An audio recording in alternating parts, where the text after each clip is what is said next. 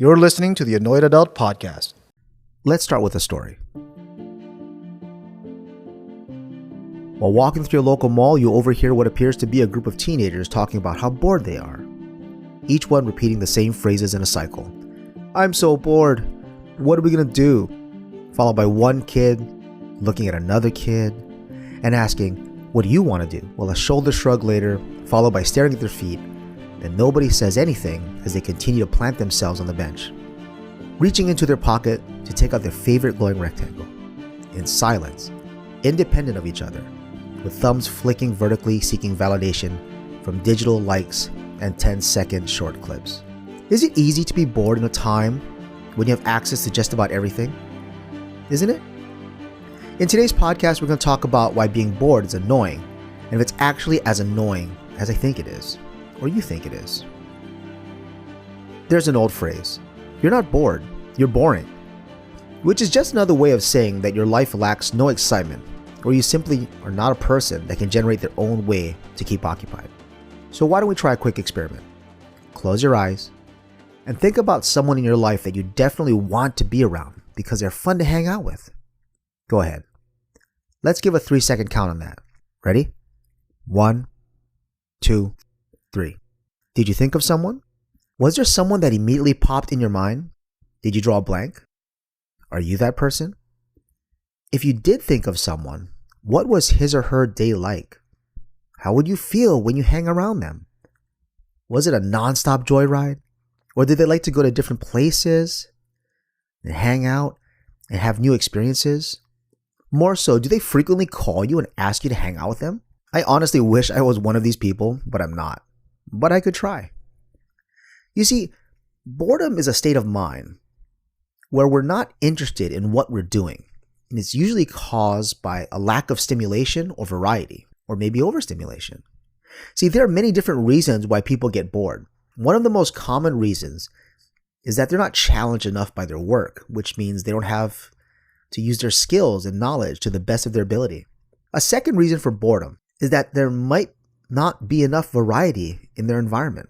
You see, if they live in a small town, most of the time, it can be hard to find other people to engage with.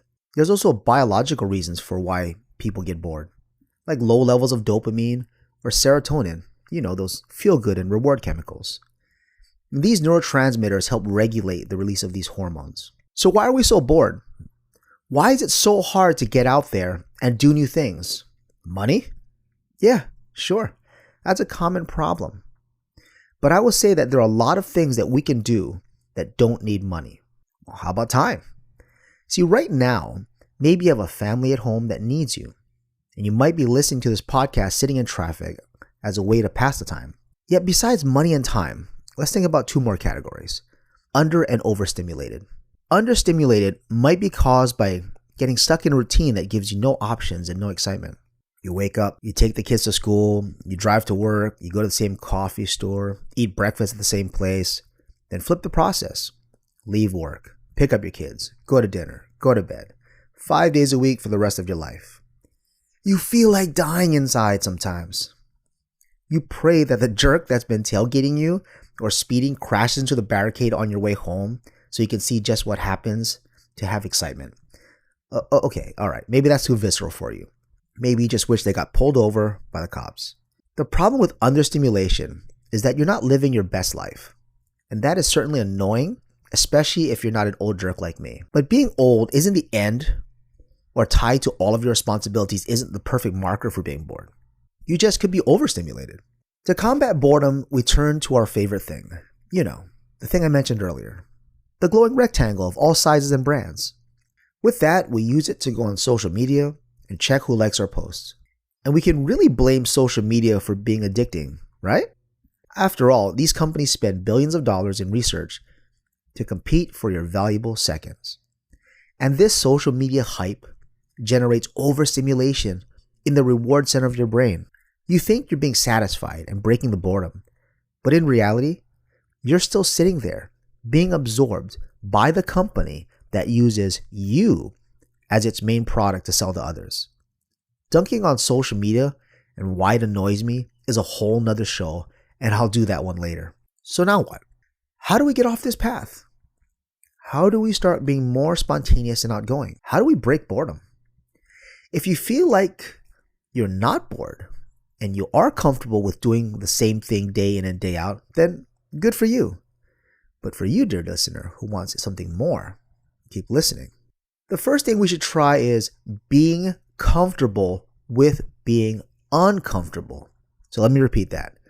We want to try to be comfortable with being uncomfortable.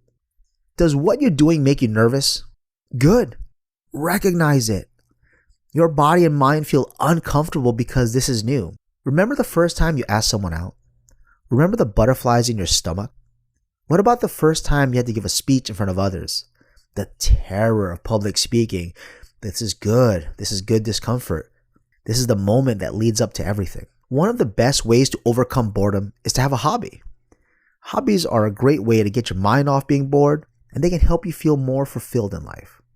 Another way to overcome boredom is by finding an activity that you really enjoy doing. Activity is the key word here because it will help take your mind off the fact you're bored.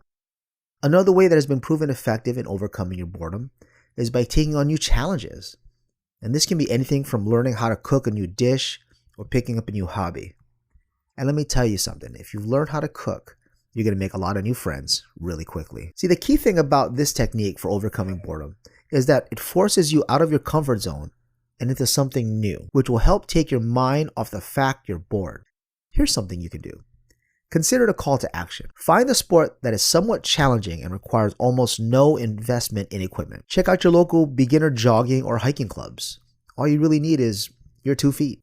If you're not feeling that, if you're in the not so physically fit club and want to start something more comfortable, then what about going to a comedy club or choosing a different restaurant every week with your friends? Or maybe you are in the physically fit club. Maybe you enjoy a little aggression. You could take up MMA or boxing or jiu-jitsu and get all that aggression out. For me, jiu-jitsu has been wonderful. I enjoy it. It helps me to learn to control my body and to meet new people. Another way to overcome boredom is by taking on these challenges. And it's not just limited to challenges. Taking on new goals in your life is another way that has been proven effective in overcoming boredom.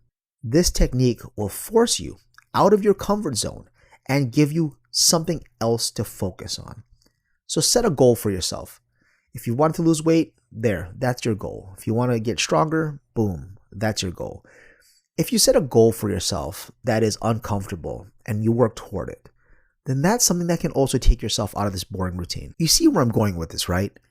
You have a plethora of endless options. In this podcast, I told you about several examples, but sometimes the answers can be very complicated. In short, you're going to have to go out there and make it happen. I trust you can do it, and what I'm really hoping for is that you return back here and leave a comment to tell me how it went. Or if you have a friend that always complains they're bored, send them the link to this podcast. I'm pretty sure they're going to enjoy it because you're probably tired of hearing them talk about how bored they are. All right. Thank you very much for listening to this short podcast. I really hope you appreciated it. And if you could leave a 5-star rating, great. Until next time, I'll talk to you later. Aloha.